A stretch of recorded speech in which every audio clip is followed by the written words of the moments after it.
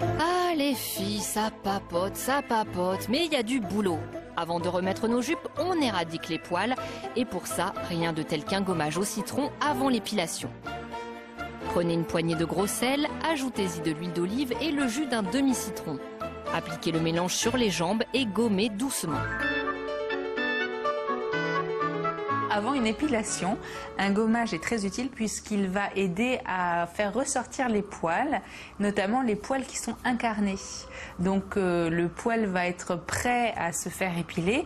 Bien évidemment, quand on utilise de l'huile d'olive pour son gommage, c'est à faire quelques jours avant son épilation parce que si c'est juste avant l'épilation, le risque est que le poil glisse. Donc l'épilation sera nulle. Si on a une peau sensible, voire fragile, ce n'est pas à faire tous les 2-3 jours. Par contre, si on a une peau plus résistante, on peut se prodiguer à un gommage 2 à 3 fois par semaine, tout simplement. Attention, ce gommage est à utiliser sur des peaux saines sans le moindre bobo. Si vous êtes accro au rasoir, seule la pierre d'Alain pourra soulager vos petites coupures. Si vous êtes adepte de la cire, passez un demi-citron sur vos jambes pour retarder la repousse de quelques jours. Et dans le même genre, Céline tient un autre secret de sa grand-mère. Pour voir les poils diminuer au fur et à mesure des épilations, il y a un petit secret qui est de s'épiler pendant les 3 premiers jours des menstruations. Alors bien évidemment, on est beaucoup plus sensible, donc c'est un petit peu plus douloureux pour certaines femmes. C'est certainement une question d'hormones. Au bout de quelques temps, le poil s'affaiblit et disparaît. Qui dit jambes épilées, dit jupe, dit chaussures ouvertes. Vos pieds vous complexent? Pas de problème, il n'y a que des solutions. On commence par un gommage des pieds au sucre roux. Prenez 5 cuillères à café de sucre roux, ajoutez-y du miel liquide, un zeste de citron ainsi qu'un soupçon d'huile d'olive. Gommez vos pieds avec ce mélange au minimum 1 fois par mois, ils seront comme neufs. Dernière astuce, le bain au vinaigre de cidre. Plongez vos pieds dans une bassine remplie d'une poignée de gros sel, de 2 volumes d'eau chaude pour 1 volume de vinaigre de cidre. Le vinaigre de cidre est non seulement désinfectant, mais désodorisant. Donc toutes les petites odeurs dues aux saisons printanières disparaissent et ça évite aussi les trop grandes transpirations. Pour que cela soit vraiment le pied, il faut laisser tremper ça 5 à 10 minutes. Après un bain de pied, évitez de vous les poncer, vous ne feriez qu'augmenter la présence de cornes. Pour ces gestes délicats, rien n'égale le coup de main d'un podologue. Un placard bien rempli et un peu d'astuces peuvent suffire pour être belle de la tête aux pieds. Un petit ajout ? L'eau et le savon hein, pour les ados, pour ceux qui ont des ados, c'est un truc qui est assez difficile à faire rentrer dans leur tête, mais ça marche bien. Ça marche bien, sur les odeurs c'est efficace. Et pour désodoriser aussi le bicarbonate de soude. Très efficace. Et adoucit la peau aussi le bicarbonate. La sauge aussi pour la transpiration. Voilà. Ça veut dire que la sauge, vous la mettez où dans le Pas dans le rôti. Dans l'eau ou alors directement en hydrolat. Et c'est vrai, pas dans le rôti, ça marche pas bien. J'ai bien compris, parce que on ne parle pas d'alimentation, on parle de beauté. C'est ça. Fabien Guibal, il y avait une question pour vous. Est-ce que s'épiler les 3 premiers jours des règles, ça ralentit bien la repousse? Non. Non, je suis désolé, ça ralentit rien, rien n'influe. Le poil pousse à un rythme, en tout cas quotidien, qui est toujours le même. Après, en fonction de la période sur l'année, les poils poussent plus ou moins vite, l'hiver, l'été, comme les ongles, etc. Mais ça n'est pas influencé par les règles. Pour avoir une belle poitrine, quelles étaient les astuces de nos grands-mères? Déjà, on met des soutiens-gorge et on met des soutiens-gorge efficaces quand on fait du sport, les filles.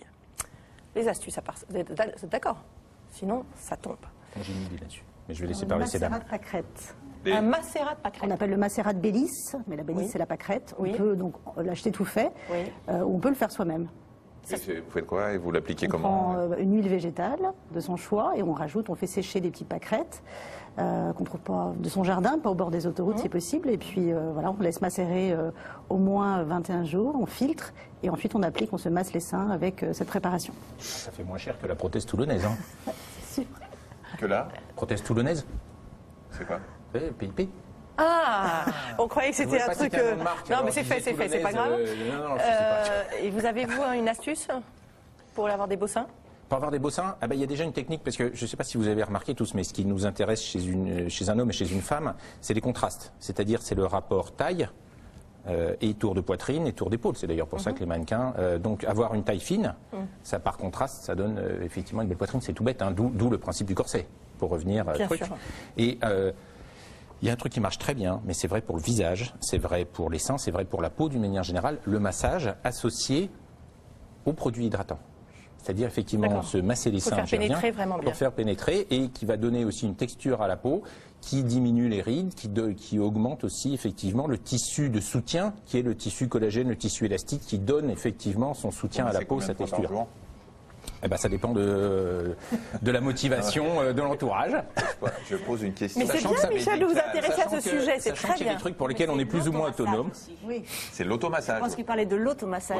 Si c'est fait par quelqu'un d'autre, c'est pas grave non plus. L'autosatisfaction, c'est aussi important. Oui, non, je veux dire, et puis en à partir du moment où c'est un massage, c'est un massage. Mais on se connaît mieux, c'est pas mal en automassage. Si on peut rendre service. Non, mais je me permets d'insister sur l'hydratation quotidienne de la peau, qu'elle soit du visage ou des seins, enfin de toutes les zones qu'on veut entretenir. C'est probablement avec l'arrêt du tabac et la protection contre le soleil ce qu'il y a de plus efficace pour garder une belle peau sur le long terme.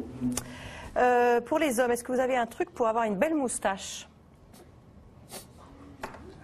Un ami de je suscite un enthousiasme et un délire.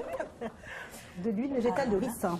Ah, voilà quelqu'un qui s'intéresse. L'huile végétale de ricin. De ricin, il y en a d'autres, huile végétale, mais l'huile végétale de ricin pour les cheveux et pour également la barbichette. Vous massez tous les matins avec... Tous les matins, pas forcément, mais une fois par semaine déjà, c'est pas mal. Un petit massage avec un petit peu d'huile de ricin par sa main. Je sais pas s'il y avait des questions. Pour que le poil soit soyeux, pour que la moustache soit lustrée, soyeux. C'est un poil, non? C'est pas un cheveu, la moustache. Non, mais ça fait un peu animal, quoi, le poil soyeux. Il paraît que se fouetter avec de l'ortie, ça fait du bien à la circulation, vrai ou faux? Lovely. Oui, ça fait du bien, c'est vrai. C'est vrai, ça fait... oui, ça a un effet Vous avez répulsif. testé tous les trucs dont vous nous parlez ou pas? Non, mais je peux vous dire que dans l'ortie, une des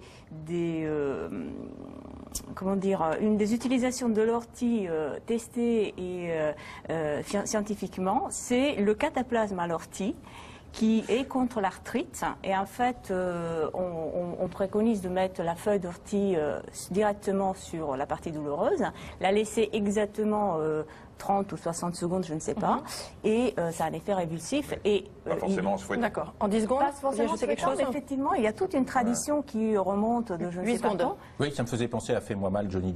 Ah d'accord, très bien. On va conclure avec ça. Merci beaucoup à tous les trois d'être venus. Lundi, demain, mardi, on répondra à vos questions sur les douleurs post-opératoires. Et si vous rentrez de week-end ce soir, soyez prudents. Le week-end de Pâques est toujours très très dangereux. Allez-y doucement, s'il vous plaît. Et tous les livres, les références sur france5.fr et allodocteur.fr. À demain.